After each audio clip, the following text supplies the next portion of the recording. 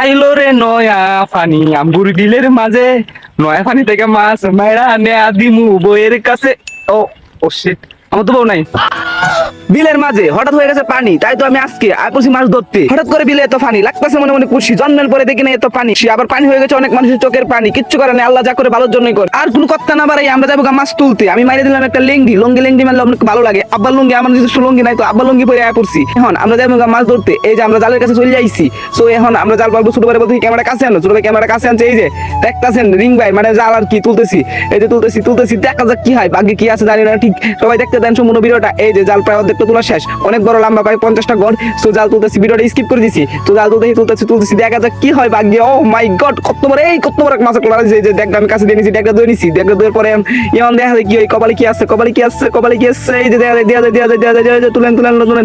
এই যে জালে, এই যে তোলা শেষ প্রায় তোলা শেষ। এই মাছ কাছাকাছি নিয়ে আইছি সবগুলো জালের মাছটা জালের একখানে দিনে দলা করছি। এখন মাছগুলো বের করবো, সবাই দেখতে দেখেন। ও আমার ডেক চলে গেছে দূরে, কারণ পানি স্রোত অনেক। এই যে ওই ডেক এই যে ডেক ধরে ফেলছি। সো এখন দেখতে দেন মাছগুলো বের করবো, সবাই সাথে দেন। আজকে মাছ মনে কম লাগছে, বাকি মনে খারাপ তো সমস্যা নাই, হইবো।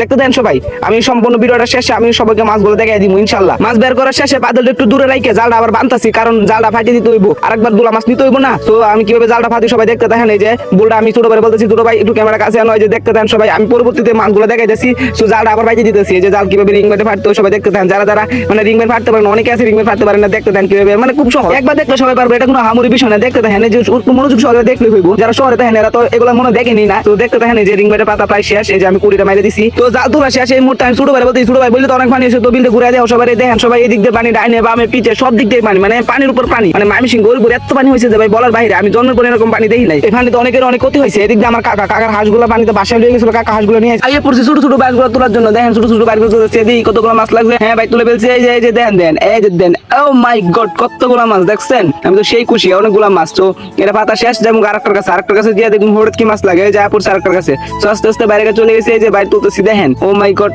ও সেই মাছ নতুন পানি, সেই মাছ অনেকগুলো মাছ লাগবে। সবাই দেখতে দেখেন আমি কতগুলো মাছ শেষ পর্যন্ত মনে হয় আমার ডেকটা ভরে যাইবো। দেখতে দেখেন আরেকটার কাছে যাইতেছি। তো আরেকটা এটা শেষ করতে পারলে আজকের জন্য শেষ। তো দেখতে দেখেন আমি মাছটা তুলতেছি। এই যে দেখেন এর মধ্যে কত মাছ লাগছে। এর মধ্যে মাছ কম লাগছে। তো কিছু করার নাই, মাছ আজকে লাগে নাই, কালকে মনে হয় আজকে। তো ভিডিওটা যারা দেখছেন সকলকে অসংখ্য ধন্যবাদ। এই যে আমি মাছ মারা শেষ। এই যে মাছগুলো দেখেন অনেকগুলো মাছ দেখছেন। আমি বাসায় যাবো, আমার বামু মাছগুলো ভালো মতো রান্না করো, ভাজি করো, সেই সাথে করে খাইমু, মজাই আলাদা। তো দেখলেন এটা আজকে কতগুলো মাছ মাছ মারা চলে যাবো বাড়িতে। সবাই ভিডিওটা দেখার জন্য অসংখ্য ধন্যবাদ। আবার নতুন ভিডিও পেতে আমাদের সাথে যুক্ত থাকেন। আর দেশের পরিস্থিতি খুবই খারাপ, সবাই দেশের জন্য দোয়া করবেন যেন বন্যা কবলিত এলাকাগুলো পানি নিষ্কাশন হয়ে যায়। সকলকে জানাই অসংখ্য ধন্যবাদ।